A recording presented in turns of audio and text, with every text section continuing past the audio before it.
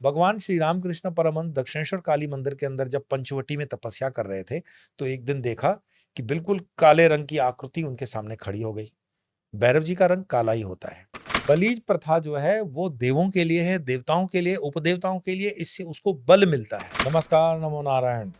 आप लोगों का हमेशा से एक रिक्वेस्ट रहा कि भैरव साधना पर एक एपिसोड बनाया जाए, तो आज का एपिसोड भैरव साधना पर है। भैरव साधना के साथ साथ ये हमारा सौभाग्य है कि इस बार की भैरव जयंती मंगलवार के दिन ही आ रही है। आप जानते हैं भैरव जी के जो दिन है वो मंगलवार और रविवार होता है, तो 5 दिसंबर मंगलवार को भैरव जयंती है। तो भैरव साधना क्यों, कैसे, किसके लिए? सबसे पहले तो ये समझे भैरव है कौन? कौन है भैरव? भैरव का शाब्दिक अर्थ होता है भीषण या भयानक। शिव के 5वें अवतार माने गए हैं भैरव जी कुछ पुराणों के अनुसार, और उनके जैसे अन्य नाम जिसे होते हैं दंडपाणी, स्वस्वा, भैरवी वल्लभ, दंडदार, भैरवनाथ, बटुकनाथ। भैरव मतलब जो भय से रक्षा करे। देखने में थोड़े भयंकर जरूर होते हैं, पर यह जरूरी नहीं है कि जो दिखने में भयंकर वो हमेशा व्यवहार में हमसे भयंकर हो। नहीं, वो भयंकर है शत्रुओं के लिए, लेकिन उनके भक्तों के लिए भैरव जी की हमेशा हमेशा कृपा रही है। और आप ये देखें कि भैरव ने दुष्टों को दंड देने के लिए अवतार लिया है। जब कहा जाता है कि भगवान शिव जी के क्रोध की सीमा हो गई थी अंधक से युद्ध के समय। अंधक पर मैं एपिसोड बना चुका हूं, आप उसको जाकर के देखेंगे। शिव जी का तीसरा पुत्र अंधक, तो अंधक ने जब त्राहिमाम कर दी और शिव जी को बहुत क्रोध आ गया, तो उस क्रोध के दौरान भैरव जी की उत्पत्ति होती है, ऐसा शिव पुराण के अंदर भी आता है। फिर भगवान शिव का एक ऐसा है कि उन्होंने ब्रह्मा जी के साथ भी वाद विवाद वाली एक कहानी आती है कि सब मुनियों के पास पहुंचे ब्रह्मा विष्णु महेश कि सबसे बताइए कौन पावरफुल है या कौन महत्वपूर्ण है वगैरह वगैरह। तो मुनियों ने कह दिया कि भाई शिव जी। अब ब्रह्मा जी को थोड़ा बुरा लग गया, तो ब्रह्मा जी ने थोड़े से वो कमेंट्स कर दिए होंगे, जैसे आप लोग जो कभी कभी हल्के फुल्के लोग जो होते हैं वो कमेंट करते हैं, तो हल्का कमेंट कर दिया ब्रह्मा जी ने कि ये नाग भूत धारण करने वाला, ये इस तरह के वस्त्र पहनने वाला कैसे महान हो सकता है। शिव जी को क्रोध आ गया। क्रोध आया और वहीं पे भैरव का अवतार होता है, और भैरव ने अपने नाखून से ब्रह्मा जी के 5वें मुख को निकाल दिया। इसीलिए भैरव जी के आप जब हाथों में देखते हो तो वो 5वां जो मुंड है वो ब्रह्मा जी का है। ब्रह्मा जी के 4 मुख तो आप सब जानते हो, लेकिन होने चाहिए थे 5।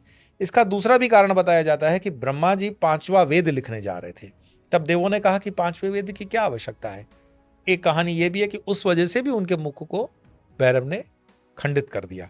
खैर जो भी हो, पर भैरव की साधना तंत्र में, शक्ति मार्ग में, शिव मार्ग में बहुत ही जरूरी है। जब तक आप भैरव जी को प्रश्न नहीं करते हो, शक्ति की आराधना में, साधना में आपका प्रवेश नहीं होता है। भारत की 64 शक्तिपीठ हैं, और 64 की 64 शक्तिपीठ के पास भैरव का मंदिर होता ही है। और मैं आपको 2 प्रमाण इतिहास से जोड़ के बताता हूं।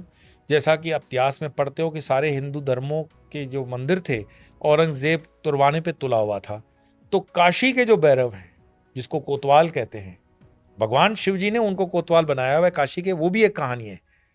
तो क्यों, कहानी क्या है कि जब ब्रह्मा जी के उस मुख को खंडित कर दिया तो ब्रह्मा हत्या का पाप लगा, भैरव जी पूरे ब्रह्मांड में घूमने लगे, और फिर काशी में आकर के उनको राहत मिलती है, और तब शिव जी उनको वहां के कोतवाल बनाते हैं। ये कहानी संक्षिप्त में मैं आपको बता रहा हूं। उस मंदिर को भी, काशी के मंदिर को जब तोड़ने के लिए, शिव मंदिर को तोड़ने के लिए औरंगजेब पहुंचते हैं, तो भैरव जी का तो स्थान थोड़ा ही उससे दूर है। तो जब भैरव जी के मंदिर के पास औरंगजेब की सेना पहुंचती है, तो उस सेना का मुकाबला करने के लिए कहते हैं कि पागल कुत्तों का झुंड उनके पीछे पड़ा और पूरे सेना में खलबली मचा दी। सेना को काटने लगे। सेना को काटने लगे तो सेना पागल कुत्तों की तरह एक दूसरे को काटने लगी। अब इतना पागलपन सेना में औरंगजेब के छा गया कि औरंगजेब के जो अंगरक्षक थे वो एक दूसरे को काटने मारने लगे। औरंगजेब ने उस डर से अपने अंगरक्षकों की भी हत्या करवा दी। कुल मिलाकर के ये प्रमाण है कि भैरव जी का जो स्थान होता है वो जागृत होता है, उसमें अंट शंट चीजें नहीं न की जा सकती हैं, न हमें करनी भी चाहिए। दूसरा मैं आपको प्रमाण देता हूं, भगवान श्री रामकृष्ण परमहंस दक्षिणेश्वर काली मंदिर के अंदर जब पंचवटी में तपस्या कर रहे थे, तो एक दिन देखा कि बिल्कुल काले रंग की आकृति उनके सामने खड़ी हो गई। भैरव जी का रंग काला ही होता है। भगवान श्री रामकृष्ण देव ने पूछा, भाई आप कौन है? तो उन्होंने कहा, मैं भैरव हूं और ये दक्षिणेश्वर काली मंदिर की रक्षा का भार मेरे ऊपर है। तो आप ये समझो, जो भी शक्तिपीठ होते हैं या काली मंदिर होते हैं या शक्ति से जुड़े हुए जितने भी स्थान होते हैं, उनकी रक्षा का भार भैरव जी के पास होता है। तो भैरव की आज्ञा के बिना आप प्रवेश नहीं कर सकते हैं।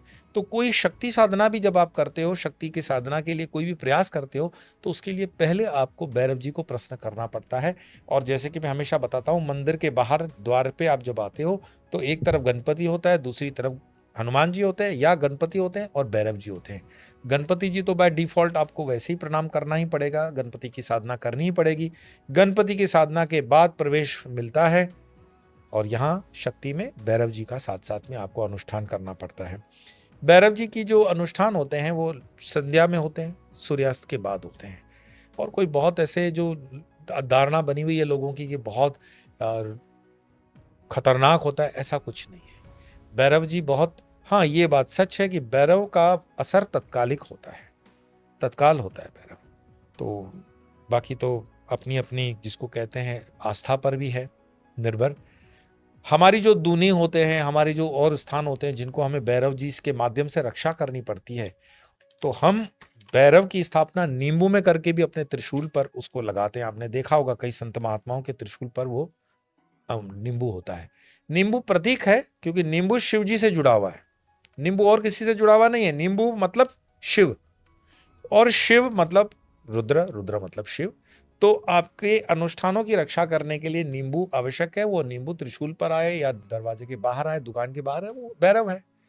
तो उसको बटुक बोलते हैं, बजर बट्टू बोलते हैं कुछ लोग।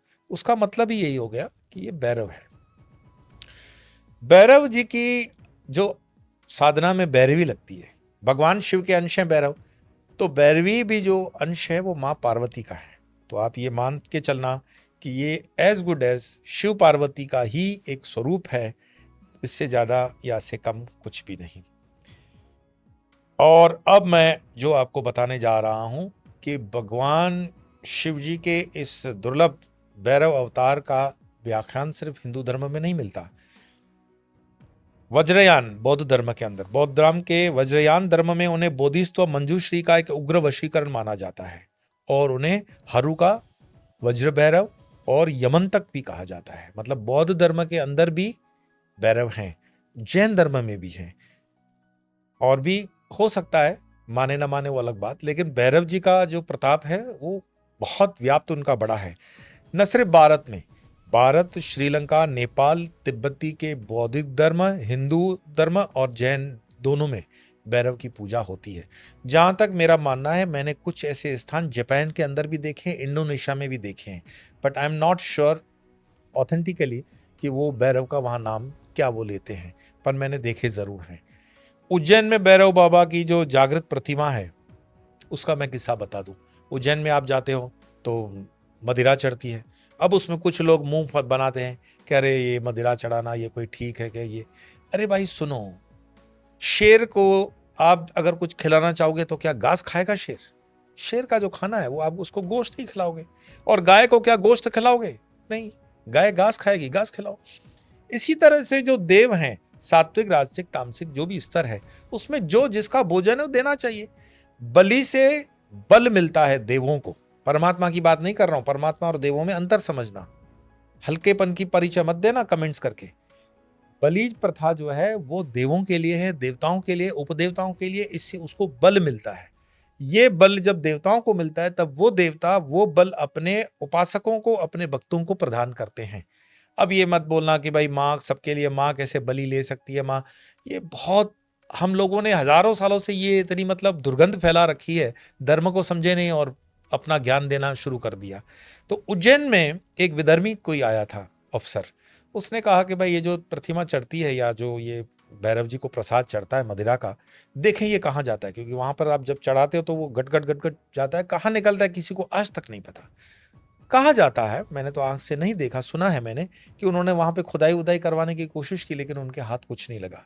सेम काशी के अंदर कोतवाल, आज की तारीख में भी अगर आप देखोगे, गूगल करके देख लो, वहां का जो एसपी होता है उसके पास में एक कुर्सी लगी रहती है, वो है काशी के कोतवाल भैरव बाबा। एक विधर्मी वहां का आया, उसने कहा ये हम नहीं मानते हैं, हम यहाँ के हैं एसपी, और भैरव को साइड कर दिया। ये भी मैंने सुना है किस्सा। कहते हैं उसके बाद उनको जो कठिनाइयां पड़ी और शहर में जो लॉ एंड ऑर्डर का भी प्रॉब्लम हुआ और उनको निजी भी कुछ प्रॉब्लम हुए कि हाथ जोड़ करके उनको भैरव जी को स्थापित करना पड़ा। तो माना जाता है कि काशी के अंदर मुख्य कोतवाल, कोतवाल मतलब विश्वनाथ तो राजा हैं, राजाओं के राजा विश्वनाथ हमारे महादेव हैं, लेकिन उनके जो प्राइम मिनिस्टर हैं, कोतवाल हैं, वो भैरव जी हैं। तो भैरव काशी के कोतवाल हैं और वो प्रत्येक एसपी जो भी आता है वहां पर उनको आदर सम्मान देता है, और ये परंपरा से चला आ रहा है। इसमें वो पार्टी की लाइन वाला कोई भाषणबाजी करना ठीक नहीं है कि कोई मानेगा ना मानेगा, ऐसा कुछ भी नहीं है। राग भैरव जो आप सुनते हो हिंदुस्तानी शास्त्रीय संगीत के अंदर, वो बाबा भैरव जी के नाम से ही राग भैरव है।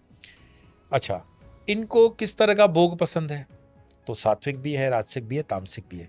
तामसिक तो आप मैंने बता चुका कि बलि चढ़ती है, लेकिन सात्विक में भी इनको जो भोग पसंद है वो है हलवा, खीर, गुलगुले, गुलगुले मतलब मालपुए, जलेबी, काली उड़द के बने हुए दही भल्ले, पकोड़े, आप ये बना करके गरीबों में बांटो, बहुत खुश होते हैं भैरव बाबा। भैरव बाबा को अगर ये सात्विक भोजन लगाते हो, बस उनको क्या चाहिए, काली उड़द से उनका ज्यादा प्यार है, काली चीजों से उनको बहुत प्यार है। तो जो भी आप काला दान करते हैं, जैसे शनि में है ऐसे भैरव में आता है, और भैरव का भी दीप वगैरह होता है, भैरव की भी जो साधना होती है और उनके मंत्रों की भी संख्या होती है। तंत्र साधना में भैरव के भाव को आत्मसात करना होता है, क्योंकि तंत्र साधना में भैरव आपकी रक्षा करता है। तंत्र साधना में भैरव के बिना आप आगे बढ़ ही नहीं सकते हो, असंभव है। भैरव ही आपको मार्ग प्रशस्त करेंगे, भैरव को प्रसन्न करना अति आवश्यक होता है। महाराष्ट्र के अंदर खंडोबा, कई लोग जानते हैं खंडोबा के नाम से देव की उपासना होती है। ये खंडोबा जो है वो भैरव जी का ही अवतार है, या भैरव ही है, समांतर ऐसे मानना। तो अलग अलग जगहों पे हो सकता है उनका नाम इधर उधर हो, पर है वही चीज। शिव पुराण में कार्तिक मास के भैरव जी की जो अष्टमी आती है, उसके मध्याह्न में शिव के रुधिर से अंधकासुर का वध करने के लिए, अंधकासुर का मैं एपिसोड कर चुका हूं, शिव जी का तीसरा पुत्र, वो आप देख लेना, तो आप बैकग्राउंड समझ जाओगे कि भैरव का अवतार क्यों होता है, उसके लिए हुआ था। अब बटुक भैरव और काल भैरव में क्या अंतर है? दो प्रकार के भैरव हैं। तो बटुक भैरव है जो भक्तों को अभय प्रदान करते हैं, बटुक भैरव सीधे मतलब। काल भैरव जो है वो आपराधिक प्रवृत्तियों को नियंत्रण करने के लिए क्या करते हैं? दंड देते हैं, दंड नायक है। और अंत में चलते चलते मैं आपको बताऊं, तंत्र शास्त्र में या तंत्र सार में जो भैरव के नाम हैं वो हैं असितांग भैरव, रुद्र भैरव, चंद्र भैरव, क्रोध भैरव, उन्मत्त भैरव, कपाली भैरव, भीषण भैरव, संहार भैरव। फिर उसी भैरव का काली पुराण के अंदर भी नाम आता है।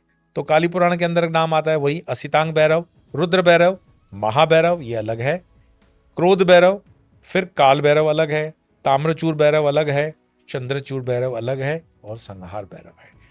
कुल मिलाकर के मैं कहता हूं कि भैरव की साधना आपको कभी कभी, जो आप कहते हो ना कर्जे से मुक्ति कैसे आएगी, शत्रुओं से विजय कैसे आएगी, तो थोड़ी सी उग्र साधना की जब आवश्यकता पड़े, शरीर में जब होता है ना, मिर्च नहीं खाने से भी बीमारी आ जाती है, थोड़ा थोड़ा मिर्च खाते रहना चाहिए।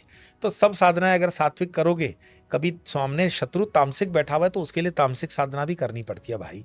तो तामसिक साधना करनी पड़े तो भैरव साधना कर लेना, बहुत सेफ है, साउंड है, माँ की कृपा रहती है, शिव जी की कृपा रहती है, और इसमें कोई विशेष प्रयोजन मतलब दूसरा कोई नहीं होता। हाँ, विवेक का उपयोग जरूर करना, भगवान आपको सन्मति जरूर दें। बाकी तो सारा डिस्क्रिप्शन हमारे पीछे दिया ही रहता है वीडियो के। तो अगले वीडियो में फिर मिलेंगे एक अन्य विषय के साथ। तब तक के लिए स्वामी योगेश्वरानंद जी को आज्ञा दीजिए। नमस्कार, नमो नारायण।